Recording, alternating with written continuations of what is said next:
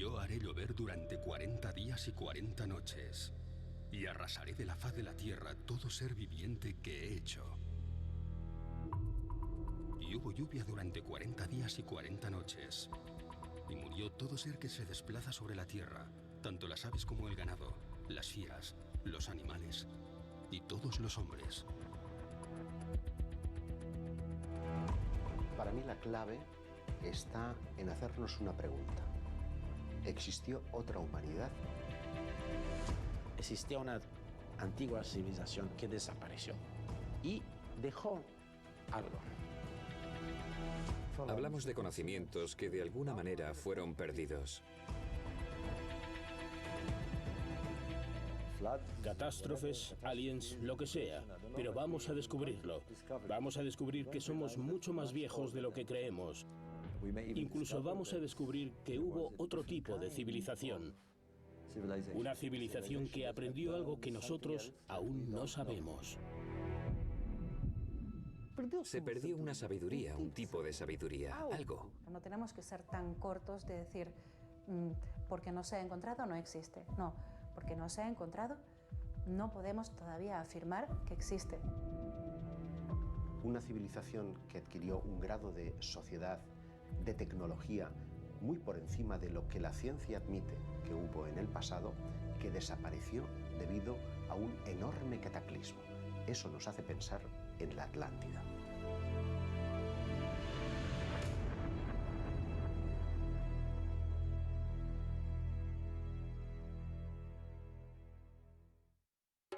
En el año 360 a.C., Platón da forma a Timeo y Critias, los dos diálogos considerados como los más influyentes de toda la filosofía y la ciencia posteriores. En ellos se explora el origen del universo, la estructura de la materia y la naturaleza de la raza humana. Posiblemente, las tres grandes preguntas a las que la humanidad aún no ha logrado responder. Ambos textos hacen referencia a la Atlántida, una gran potencia marítima que alrededor de 9500 años antes de Cristo habría conquistado gran parte de Europa y del norte de África. Tras varios enfrentamientos con los que serían los ancestros de los atenienses y los egipcios, Poseidonia, su capital, habría desaparecido en el mar a causa de un gran diluvio en tan solo una noche y un día terribles. La precisa descripción de los textos y el hecho de que en ellos se afirme que se narra una historia verdadera ha llevado a que se hayan propuesto numerosas conjeturas sobre la existencia real del pueblo atlante. Y a diferencia de otros textos, de otros diálogos, estos no tienen un aspecto moralizante, sino que parecen estar refiriéndose a una descripción física real de algo que existió en el océano Atlántico, más allá de las columnas de Hércules. Platón, en el Timeo y el Critias, diciendo que no era un mito, habla de que hace 9500 años, unos griegos habrían vencido, con gran heroicidad, a unos pueblos venidos del mar, lo que hoy en día podríamos llamar los atlantes. Por tanto, si sumamos 2000 años a esos 9500, daría que al final de la última era geológica se habría producido un cataclismo en mitad del océano Atlántico y que una civilización muy desarrollada tecnológicamente habría desaparecido. Yo creo que tiene que haber existido este continente del que habla Platón. No creo que se lo haya inventado, no creo que sea un cuento de niños. Incluso muchas de las leyendas, la mayoría surgen de historias reales, de hechos reales, que luego se cuentan con alegorías, pero surgen de hechos reales. Yo te diría que no hay gran cultura alrededor del mundo que no tenga su particular Atlántida. Si tú, por ejemplo, te vas a la zona del Pacífico, por ejemplo, los Rapa Nui, los habitantes de Isla de Pascua, ellos te hablan de Hiva, el continente que se hunde en la noche de los tiempos, siempre a causa, a consecuencia de unos dioses mal encarados que castigan la soberbia del ser humano. Si te vas al Alto Titicaca, a la zona de los Aymaras, ellos mismos te hablan de Atlanticú. Los toltecas, los aztecas nos hablan de que sus antepasados habrían venido a una isla a oriente, porque ellos están en América, que se llamaba Aztlán. Pero si te vas a Egipto, te hablan de Keftiu, ese continente que está más allá de las columnas de Hércules. Evidentemente, las columnas de Hércules son el estrecho de Gibraltar. Más allá de las columnas de Hércules puede ser en mitad del Atlántico o puede ser en todo lo que es la zona del Golfo de Cádiz. ¿Por qué no pensar que pudo estar ubicada ahí? Vemos que las tradiciones del pasado, no una ni dos, sino muchas, nos hablan de la existencia de estos continentes. Se han encontrado en el fondo del mar algunas carreteras, algunas columnas, algunas estructuras que parecen estar aludiendo a una antigua civilización, a una humanidad anterior a la que conocemos. Pero ¿se trata de la Atlántida o se trata de otros continentes perdidos? Personalmente, creo que hay restos arqueológicos en el mundo de origen atlante. Poder aceptar, sin lugar a dudas, lo que Platón nos dice, pudiendo ser increíble lo que Platón nos dice. Si lo hiciéramos, entenderíamos que Platón sabía perfectamente de qué estaba hablando, que tenía una noción exacta de los datos y los tiempos en que aconteció cada cosa y de sus protagonistas. Todas las culturas que conocemos tienen alguna opinión sobre la Atlántida. Es como que el mito, vamos a decirlo así, entre comillas, de la Atlántida encierra claves para conocer nuestro pasado y el devenir de nuestro futuro. Yo sé que el 99,5% de los arqueólogos consideran la idea ridícula. También se consideró a Schliemann ridículo, y Troya existe. Hasta finales del siglo XIX, considerábamos que Troya no era sino un mito nacido de la enorme imaginación de Homero. Hoy, gracias al empeño y tesón del arqueólogo aficionado Heinrich Schliemann, Troya es una realidad. Pero si realmente nos encontramos ante lo que parece ser una civilización perdida entre las aguas, ¿dónde deberíamos comenzar la búsqueda? Platón en ningún momento alude a océano para referirse al lugar donde estaría ubicada la Atlántida, sino que habla específicamente de que estaría más allá del Atlas, lo que hoy conocemos como las columnas de Hércules. ¿Dónde estaría ese centro de la Atlántida? Realmente, en ese mar, existen algunas islas sumergidas a unos 60 metros de profundidad, y una de ellas tiene las condiciones para ser identificada como Isla Poseidonia, la isla Espartel. Para adentrarnos en la búsqueda del Imperio Atlante, hemos de remontarnos al año 9500 a.C. Según los estudios geográficos realizados por el profesor Gandra, lo primero que encontraríamos es un mapa de Europa muy distinto al que conocemos hoy.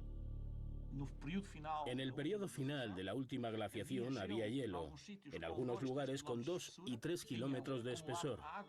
Se había acumulado agua en los océanos, por lo que estos estaban 150 metros más abajo que hoy en día.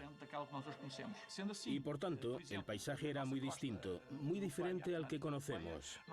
Siendo así, en nuestra costa atlántico-europea, tendríamos más de 500 kilómetros de tierra firme de lo que hoy conocemos. No existía, por ejemplo, el Mar del Norte. Era posible ir desde la península ibérica a pie hasta Irlanda. Del mismo modo que no existía el Mediterráneo.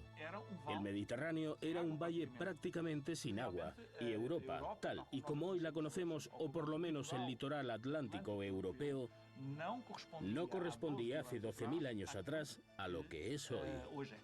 Según esta situación y algunos indicios arqueológicos recientemente hallados, podríamos situar Poseidonia, la capital de la Atlántida, no muy lejos de las costas portuguesas. Concretamente, en la zona de Banco Espartel, más allá de las columnas de Hércules, fueron encontrados bajo la superficie algunos vestigios que pueden ser datados de ese periodo. Pero hay otra novedad. Y esa novedad tiene que ver con hallazgos hechos en la plataforma continental portuguesa por un arqueólogo cuya identidad no puede ser revelada porque él no quiere que sea revelada. Durante 30 años estuvo haciendo investigaciones subacuáticas y descubrió que existen estructuras sumergidas de redes viarias de gran dimensión pavimentadas con grandes bloques de piedra. Estructuras edificadas ya derruidas, algunas con columnatas e incluso estatuas. No tengo ninguna duda de que así es, porque vi fotografías y, por tanto, de confirmarse todo esto va a cambiar sustancialmente nuestra visión, no solo de la historia de Portugal, sino también de la prehistoria de Portugal y de la historia y la prehistoria de Europa. Así que tenemos que revisarlo todo. Pero el punto de partida a la hora de revisar nuestra propia historia suele estar oculto tras los mitos y leyendas capaces de sobrevivir al implacable paso del tiempo. Todas las culturas y religiones del mundo parecen ponerse de acuerdo a la hora de hablarnos de un gran cataclismo, de un gran diluvio capaz de destruir todo cuanto el ser humano habría creado hasta el momento. La comunidad científica ha logrado datar, entre el 6000 y el 10.000 a.C., una serie de desastres naturales de enormes proporciones que habrían afectado a la superficie del planeta. De ser así, las fechas en las que Platón sitúa la destrucción de este continente perdido coincidirían con las obtenidas por los geógrafos e historiadores.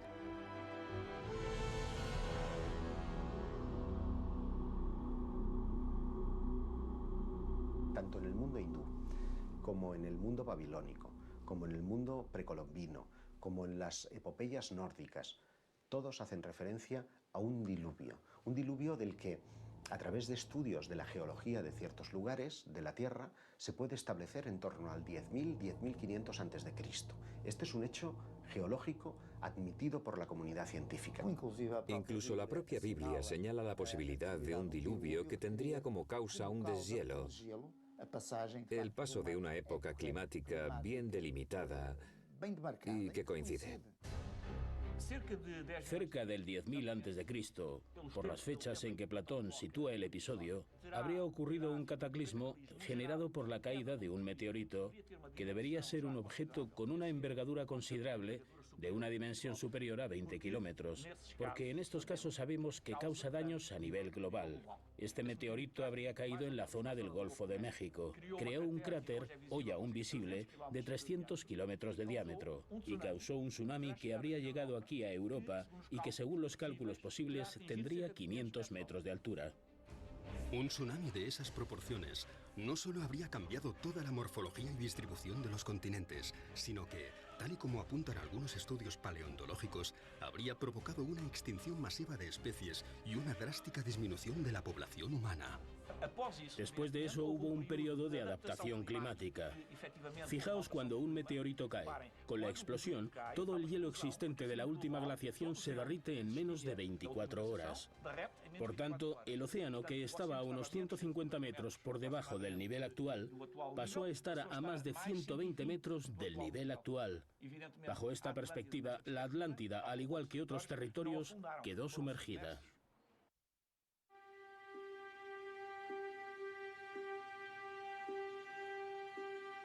Todo lo construido hasta aquel día habría desaparecido. El ser humano se vio forzado a recomenzar.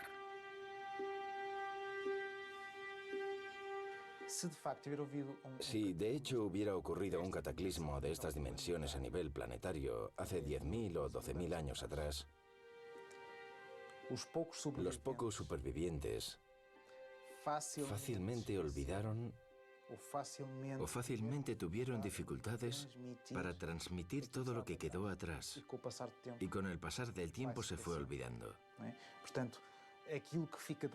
Por tanto, lo que queda como marca es el diluvio que originó un recomenzar.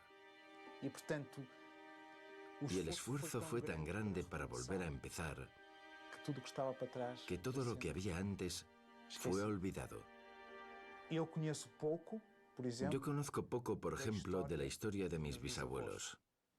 Y es de 50 años atrás. Conozco muy poco. La mayoría de hallazgos que encontramos a un lado y al otro del Atlántico parecen hacer referencia a un tipo de tecnología más avanzado en conocimientos como, por ejemplo, la astronomía, el manejo de la piedra e incluso la metalurgia. ¿Cómo es posible? Pues indiscutiblemente porque hubo un grado de civilización mayor al que admitimos en los pueblos de la antigüedad y que no fue redescubierto hasta milenios más tarde. En la península ibérica, y sobre todo en la franja que hoy es Galicia y Portugal, surgen núcleos de población extremadamente evolucionados en términos tecnológicos, poseyendo tecnología propia y con una capacidad de fabricar utensilios que no se daba en ningún otro lugar de Europa. Es de suponer que si tuvo lugar ese diluvio, por rápido que pudiera acontecer, hubo supervivientes. Yo suelo llamarles náufragos, los náufragos de la Atlántida, porque son realmente náufragos que consiguieron llegar a la playa y reconstruir sobre las ruinas, sobre los restos de una antigua civilización desaparecida, una nueva civilización, con algunas memorias ancestrales y con alguna innovación. Pero, ¿de dónde procedían todos esos conocimientos que parecían poseer los atlantes? ¿Quiénes eran? Numerosas teorías insisten en la posibilidad de que esta civilización olvidada podría haber tenido distintos contactos con entidades ajenas a este planeta y que éstas habrían sido las responsables de tal grado de evolución. ¿Será que tal vez alguien, no sé si venido del espacio, si de esa antigua Atlántida, les contó cómo, qué tenían que hacer? No somos la primera, ni la segunda, ni la tercera humanidad. Ha habido diferentes humanidades. Quizás nos estaríamos remontando a lo que se conoce como Edad de Oro. Solo por eso ya merece la pena buscar, porque si tú te manejas en el entorno de los 5 o 6.000 años atrás, lo que te das cuenta es que los pocos vestigios que nos han llegado están hechos o bien a escala de dioses o bien a escala de gigantes. Son estructuras absolutamente sorprendentes, bien sean las pirámides de Egipto, bien sea la gran ciudad de Tiahuanaco, bien sea Pumapunk, bien sea Baalbek. Es decir, es que estamos hablando de construcciones absolutamente descomunales, hechas para lo que ellos las hacían, que era venerar a sus dioses. Dioses que, por cierto, en la gran mayoría de las tradiciones siempre venían de arriba, de las estrellas. Eso también es posible, porque de hecho muchos de los enigmas de la humanidad solo se explicarían de esta manera. Por ejemplo, pues, las líneas de Nazca a mí me parecen bastante intrigantes. Creo que las explicaciones o las hipótesis que han sido ofrecidas hasta el momento no son satisfactorias, porque explican un porcentaje muy pequeño de las decenas de miles de figuras y trapecios y flechas y líneas en aquella gran extensión de casi 500 kilómetros cuadrados. Eso fue hecho para algo, con una función unificada. Y eso solo se veía desde el aire. En este sentido, a mí las líneas de Nazca pues, es uno de los sitios arqueológicos del mundo que me parecen más intrigantes y que todavía no podemos explicar. En algún momento de la historia ha habido algún tipo de contacto con una civilización, se supone que superior, o por lo menos nuestra historia no es como nos la enseñan. Porque no es solo por la cuestión de la Atlántida, que podría tener relación con los textos Vedas, con las Vimana. Esas descripciones pormenorizadas de lo que serían carruajes voladores. En el Vishnu Purana de las tradiciones de la India se habla, por ejemplo, de los Vimana, o sea, que los atlantes tendrían una especie de aviones. Una especie de objetos con capacidad de volar, que serían las naves en las que esos antiguos dioses habrían llegado hasta la Tierra. Hay descripciones pormenorizadas de un rayo con una fuerza destructiva de no sé cuántas bombas. La descripción de los efectos de lo que podría ser radioactividad tras la explosión de una bomba nuclear. Dice que las uñas se caían, que todo quedó envenenado, que la piel se deshacía. Si de hecho hubiera habido una explosión nuclear y hubiera dejado todo destruido, los supervivientes quedarían marcados, pero todo lo anterior habría sido olvidado. Hay un recomenzar.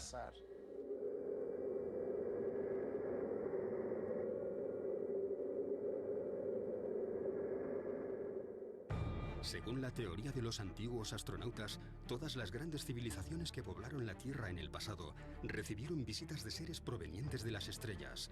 Siempre nos hemos referido a ellos como los dioses. Un pueblo más desarrollado de lo que podríamos llegar a reconocer podría haber adquirido esos conocimientos de unos instructores muy parecidos a lo que hoy llamaríamos astronautas. Es probable, según la teoría de los antiguos astronautas, que los atlantes propiamente dichos no pertenecieran a este mundo, que fueran esos semidioses, esa raza de seres extraordinarios que habrían dado lugar a esa edad de oro mítica a la que hacen referencia casi todos los pueblos de la Tierra. Aprendieron todo su conocimiento de unos seres que venían de las estrellas, de unos seres que además tenían una apariencia sospechosamente humana y con los que ellos interactuaban de forma directa. Y cuando se produjo esa asimilación del conocimiento que le transmitieron, estos seres desaparecieron. ¿Ocurrió lo mismo con los supuestos habitantes de la Atlántida? Pues no lo sé, pero parto de la idea de que alguien les tuvo que enseñar a hacer lo que hicieron, porque después de eso todas las demás culturas han ido bebiendo, ¿no? El hecho de que la Atlántida estuviese tan evolucionada como se cree, o como es dado a entender por los historiadores, hace suponer que podría haber habido un contacto, una influencia, unas enseñanzas por parte de alguna otra civilización. ¿Estamos hablando de extraterrestres en el sentido de seres completamente distintos de nosotros? ¿O podríamos estar hablando de humanos extraterrestres? Es decir, seres humanos, pero provenientes de otro sitio. Seres que hubiesen venido de otro lugar, de otra galaxia, de otro planeta, de otro sistema solar, y que al estar tan avanzados hubieran ido construyendo pequeñas bases, pequeñas poblaciones en distintos lugares. Se calcula que nuestro sistema solar puede tener tan solo 4.600 millones de años. El resto del universo podría tener cerca de 14.000 millones de años y, según la NASA, podría albergar hasta 100.000 millones de galaxias. Esto convierte a nuestro pequeño sistema solar en una porción del universo realmente joven y muy pequeña. Miles de millones de años son medidas casi inabarcables para nuestra especie. De haber sido visitados por inteligencias extraterrestres, estas pudieron haber tenido lugar en la última década, hace 100 años o millones de años atrás. ¿Han podido darse algún tipo de visitas aquí? Esa es la gran pregunta. He de decir, en esta cuestión en particular, que hemos de ser cautelosos, porque es muy importante que si ha habido algo o ha ocurrido algo, debemos estar muy seguros. Si es verdad, cambiaría por completo la percepción acerca de quiénes somos, de qué va este universo y cuál es el significado de la vida. Si existió otra humanidad, esta no adquirió su desarrollo tecnológico de la noche al día, y tampoco podemos documentar qué es lo que pasó antes de ese diluvio. Han intentado encajar el relato de la Atlántida con esa datación. ¿En base a qué? En base, por ejemplo, a la erosión que presenta la Esfinge de Gizá. La egiptología determina que la Esfinge de la meseta de Gizá es un retrato del rey Kefren. Si Kefren vivió en el 2500 a.C., es evidente, por tanto, que la Esfinge tiene una antigüedad de 5500 años. Pero qué curioso, la Esfinge ha estado por siglos prácticamente tapadas por las arenas del desierto hasta la altura del cuello. De hecho, cuando Napoleón llega hasta allí, se encuentra prácticamente, y lo vemos en las representaciones, solo con la cabeza de la Esfinge. Por lo tanto, ha estado preservada de la erosión del viento. Y sin embargo, cuando en tiempos modernos se excava alrededor y ponen al descubierto el cuerpo de león de la Esfinge, se constatan dos cosas. Primero, que la cabeza es mucho más pequeña que el cuerpo, como que efectivamente se ha esculpido sobre ella el retrato de Kefren. Si se ha reutilizado la Esfinge, ¿por quién? ¿Cuándo? Pero lo que me parece todavía más extraordinario es el estudio del geólogo Robert Schwartz. Estudia la erosión del cuerpo de la Esfinge. Y lo que se encuentra es que esa erosión solamente se puede dar por agua.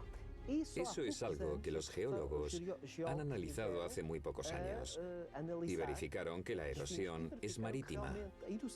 Y si es marítima, la Esfinge tiene un mínimo de 8.000 años. La erosión de los bloques aparenta ser mucho más antigua que la erosión de las pirámides. Y esos mismos bloques son más grandes, de unas 50 toneladas, y algunos pasan de las 250 toneladas. Cuando hubo agua en el desierto, solamente hay una fecha de entrada geológicamente que encaja, el 10.500 a.C. Lo que nos lleva a pensar que lo que conocemos como el diluvio bíblico pudo existir realmente. Y lo que es más, que una pieza que consideramos como característica y propia de la civilización egipcia pudo ser reutilizada por los egipcios, porque ya estaría allí mucho tiempo atrás. Y si es así, ¿quién la hizo? Una humanidad anterior. Luego existió otra humanidad antes que la que conocemos, con un grado de civilización extraordinario. Una humanidad anterior a la que conocemos. Un fragmento importante de la historia que hemos ignorado durante cientos de años.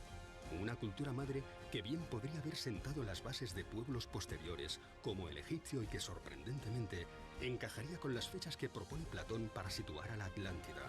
Una humanidad con un grado de desarrollo tal que bien podría haber sido quien edificara la obra de ingeniería más relevante de la raza humana, las pirámides del actual Egipto.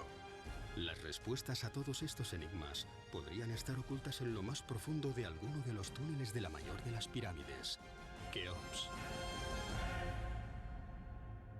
Pero no tenemos ni la más remota idea de cuál era su utilización. Hemos perdido la memoria o el registro de qué utilización real tenían las pirámides. Es que el hombre del pasado tenía un conocimiento astronómico, matemático, arquitectónico de primer nivel.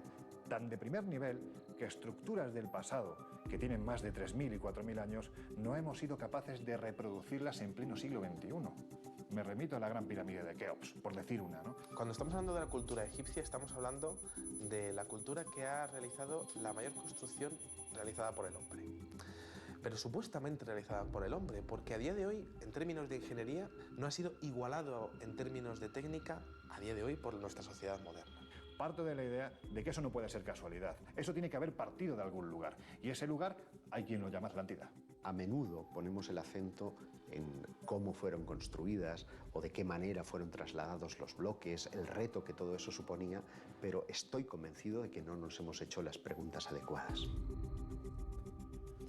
Se supone que es una tumba y algo que tiene que ver con las creencias antiguas de aquellos quienes las construyeron.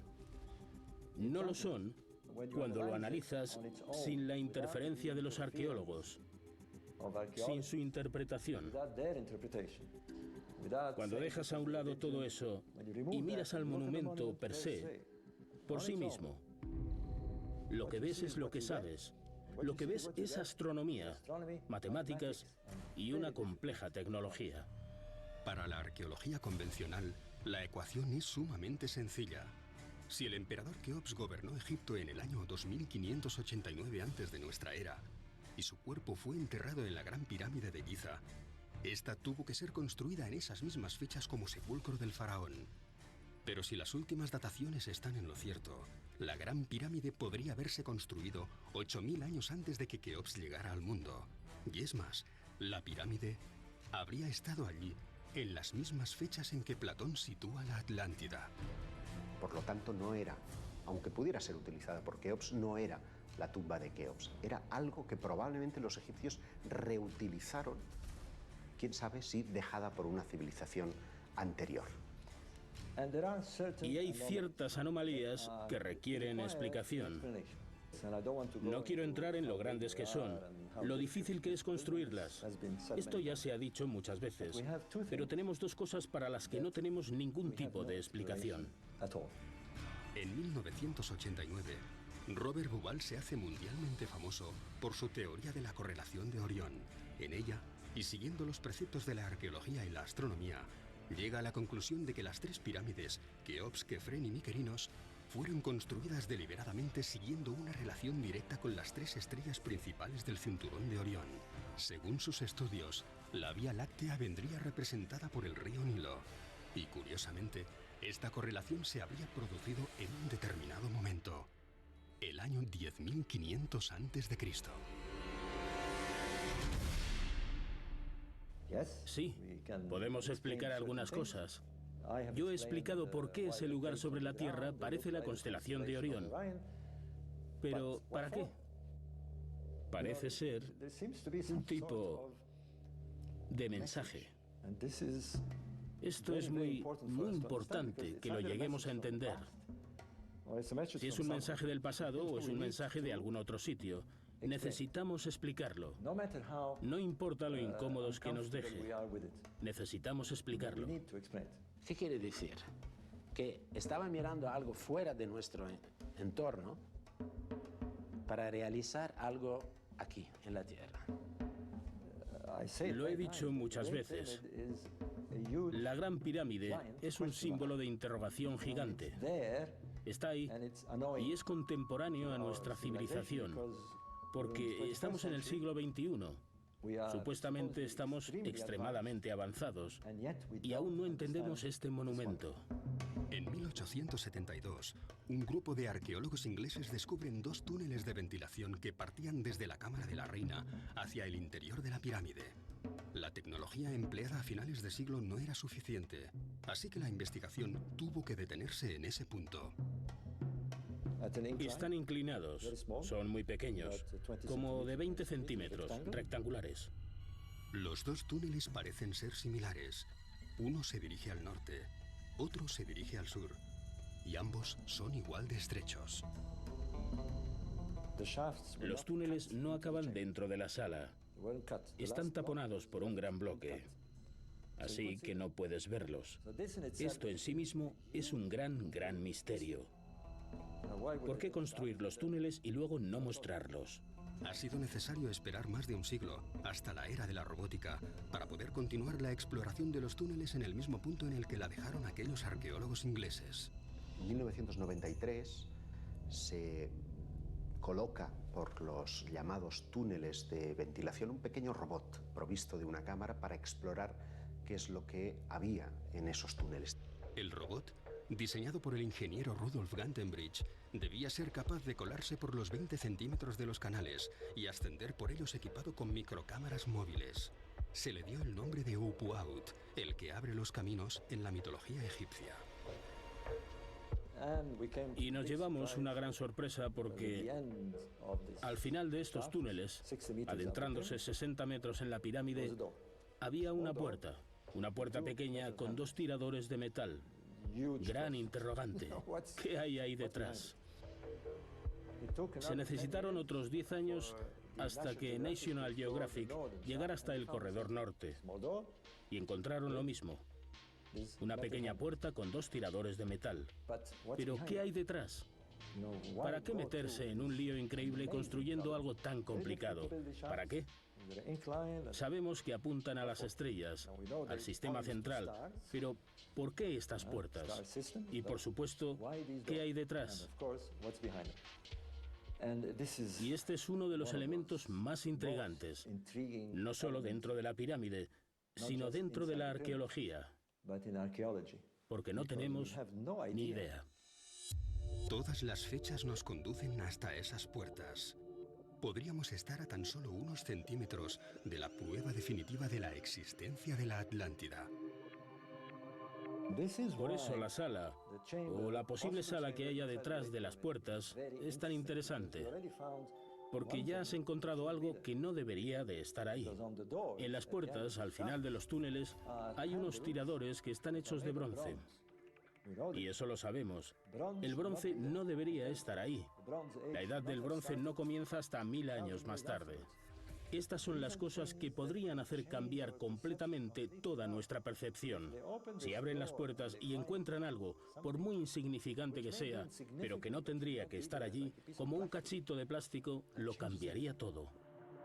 Arquitectos, ingenieros robóticos, filósofos, simbolistas, geólogos. Son muchos los científicos que han tratado de descifrar el gran misterio de los túneles de Keops. Creedme, tenemos a los mejores y nadie ha sido capaz de explicarme de qué van estas puertas. Y eso está dentro del monumento más grande, más intrigante y más misterioso de este planeta. Hubo que esperar 10 años más hasta que los avances tecnológicos permitieran diseñar un artefacto capaz de adentrarse por los túneles, equipado con la maquinaria necesaria para poder atravesar las misteriosas puertas. Podría decirse que fuese quien fuese, aquel que planeó esos túneles lo hizo creando un rompecabezas que solamente pudiera resolverse miles de años más tarde. Un rompecabezas que solo pudiera completarse cuando la tecnología en manos del ser humano hubiese alcanzado la madurez necesaria. Hicieron un boquete más o menos de 1,5 centímetros de diámetro y se encontraron con otra cámara dentro y un bloque de granito delante.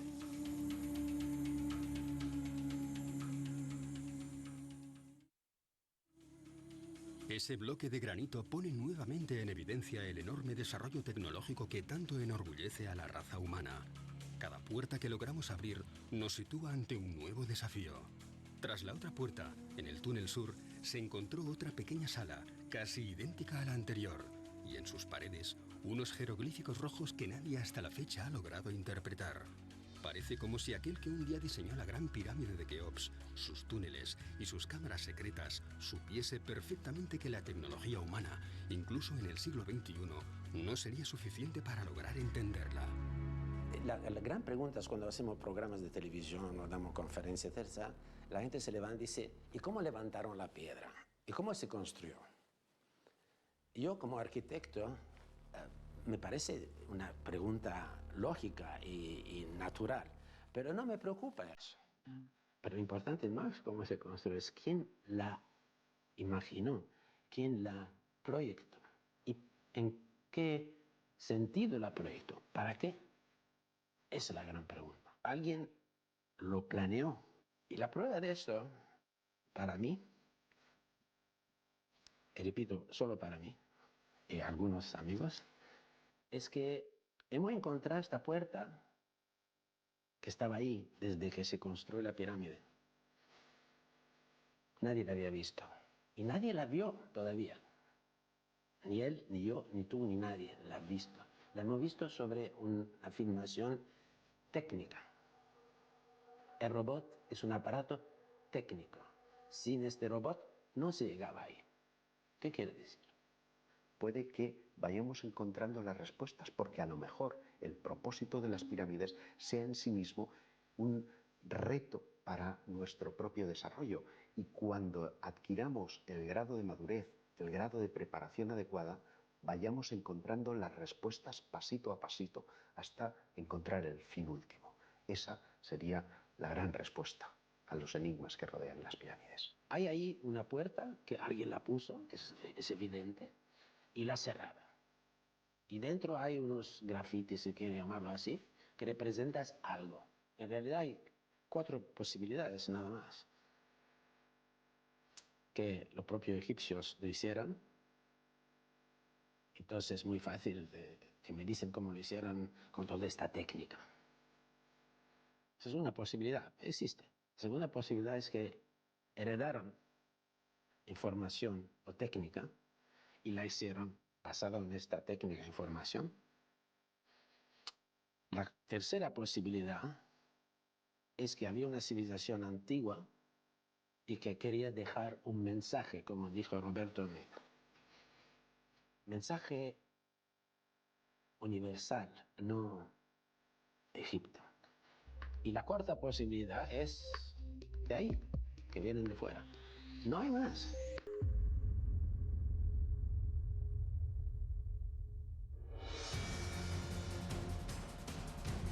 Los textos de Platón, las escrituras bíblicas y hoy en día la ciencia parecen ponerse de acuerdo en que una gran catástrofe asoló un día la Tierra y nos obligó a recomenzar. La respuesta a quiénes somos y de dónde venimos podría estar sepultada bajo los bloques de piedra de las pirámides, en los antiguos dólmenes que cubren la península ibérica o bajo las aguas de las costas de Portugal. Su legado habría sobrevivido hasta nuestros días en forma de leyendas acerca de dioses, de tierras olvidadas como la Atlántida o, ¿por qué no?, extraterrestres.